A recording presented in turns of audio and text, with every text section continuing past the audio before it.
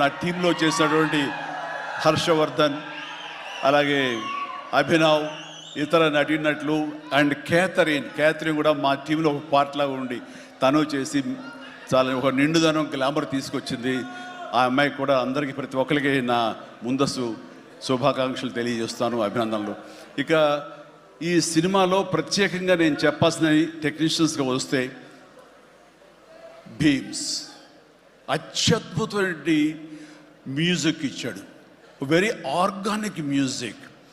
కేవలం డ్రమ్స్ తోటో కీబోర్డులతోటో వాటితోటో దడదడదడలాడించకుండా చాలా శ్రావ్యంగా లిరిక్స్ మాత్రం వినిపించేలాగా ఒకనాటి విజయ సంస్థ వారి సినిమాలు ఉండేవి. అంతా హాయిగా హృద్యంగా ఒక గోదావరి పడవ ప్రయాణంలాగా ఉండేలాగా ఇచ్చాడు.